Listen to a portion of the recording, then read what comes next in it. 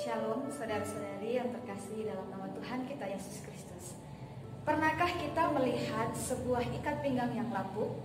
Atau pernahkah kita melihat kayu yang sudah tidak bisa digunakan oleh apapun dan untuk apapun karena dia sudah memiliki kerusakan yang sangat total, ataupun pernah dimakan oleh rayap? Pada kesempatan kali ini kita akan membahas satu bagian firman Tuhan yang menceritakan tentang keadaan bangsa Israel yang pada saat itu terus-menerus memberontak kepada Tuhan, dan pada akhirnya pengumuman tentang penghukuman mereka itu pun terjadi. Dalam Yeremia 13 ayat 1 sampai ayat yang ke-11 menceritakan tentang bagaimana Allah memberikan suatu mandat kepada Yeremia untuk menyampaikan penghukuman sekaligus diumpamakan seperti sebuah ikat pinggang yang lapuk. Allah menyuruh Yeremia untuk pergi dan membeli sebuah ikat pinggang, kemudian harus mengikatkannya di pinggangnya, dan dengan suatu syarat bahwa ikat pinggang tersebut tidak boleh terkena air. Setelah itu Tuhan pun menyuruh Yeremia untuk pergi melepaskan ikat pinggangnya itu dan pergi menyimpannya di celah-celah batu. Beberapa hari kemudian Allah kembali menyuruh Yeremia untuk pergi dan mengambil ikat pinggang tersebut, dan ketika dilihat oleh Yeremia, ikat pinggang itu sudah menjadi lapuk dan tidak bisa digunakan untuk hal apapun. Kemudian Allah dengan tegas mengatakan bahwa ikat pinggang itu akan sama dengan kehidupan bangsa Israel. Mengapa demikian? Bukankah bangsa Israel adalah umat pilihan Tuhan, bangsa yang akan menjadi berkat untuk bangsa-bangsa lain? Hal ini terjadi oleh karena banyaknya nabi-nabi yang datang, juga Tuhan mengutus para hakim datang kepada bangsa Israel, terus-menerus mengingatkan mereka untuk bertobat dan kembali kepada Tuhan. Tetapi karena kekerasan hati mereka, karena kedegilan hati mereka, pemberontakan mereka terus-menerus kepada Tuhan, akhirnya mereka pun menjadi umat yang sangat disayangkan. Dalam teks ini diceritakan bahwa Yeremia menyampaikan bahwa bangsa ini akan menjadi sama seperti ikat pinggang yang lapuk, yang pada akhirnya sekalipun mereka adalah umat yang sangat ternama, mereka adalah umat yang sangat dikasihi oleh Tuhan, tetapi tidak akan berguna dimanapun mereka berada.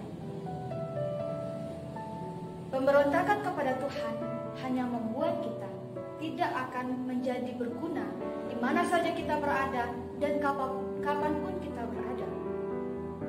Saudara-saudaraku yang terkasih dalam Tuhan kita Yesus Kristus, dalam kehidupan kita bersama-sama dengan Tuhan menjalani kehidupan kita, pasti banyak hal yang akan kita lalui.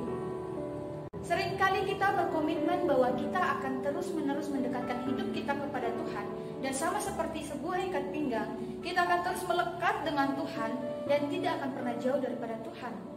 Apakah benar demikian? Ketika kita berada di suatu perkumpulan, kita ada di suatu komunitas, akan ada banyak pengaruh dalam kehidupan kita. Ketika kita melangkah untuk menjauhkan diri kita dari dosa dan keinginan kita untuk terus memberontak, ada saja yang terus datang dan membuat kita untuk jauh daripada Tuhan. Ada banyak orang di sekeliling kita datang dan terus menegur kita, membuat kita kembali sadar bahwa kita telah jauh daripada Tuhan. Hal itu sangatlah benar. Ketika kita sudah memiliki komitmen untuk melekat pada Tuhan, seharusnya kita terus-menerus hidup bergantung hanya kepada Tuhan. Kesombongan adalah ketika kita sudah tidak lagi bergantung kepada Tuhan. Kita terus memberontak kepada Tuhan. Kita terus melakukan apa yang menjadi keinginan hati kita sendiri. Kita terus berusaha untuk meyakinkan diri kita bahwa kita mampu tanpa Tuhan. Jika kita memiliki pemikiran yang seperti itu, maka firman Tuhan ini berlaku bagi kita. Pemberontakan hanya akan membuat kita tidak berguna di mana saja kita berada dan kapanpun kita berada. Sekalipun saat ini mungkin kita sedang berkuliah, saat ini kita sedang berjuang agar kita mendapatkan masa depan. Tetapi jika hidup kita terus memberontak kepada Tuhan, di mana saja kita berada, kita kita tidak akan dipakai untuk menjadi berkat bagi orang lain. Jangankan menjadi berkat bagi orang lain, menjadi berkat bagi diri kita sendiri pun tidak mampu kita lakukan. Saudara-saudari yang dikasihi oleh Tuhan kita Yesus Kristus, Tuhan memiliki rencana bagi kita yang sangat-sangat indah. Rencananya itu akan membuat kita menjadi kagum bahwa kita menyembah Allah yang sangat mengasihi kita.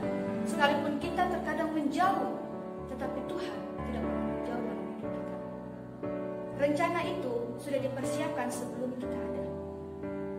Tuhan hanya meminta kita hidup taat dan terus-menerus datang kepada-Nya. Tidak sulit, bukan? Tetapi jika kita terus-menerus mengikuti keinginan hati kita, kedegilan hati kita, dan terus memberontak kepada Tuhan, sekuat apapun dan sekeras apapun kerja keras kita tidak akan pernah berguna. Oleh karena itu, tetaplah melekat di hadapan Tuhan dan terus-menerus berpegang pada peringatan dan juga apa yang menjadi ketetapan Tuhan dalam kehidupan kita. Ingatlah bahwa jika kita terus memberontak, maka sekuat apapun kita berjuang, kita tidak akan berguna untuk hal apapun dan dimanapun kita berada. Tuhan Yesus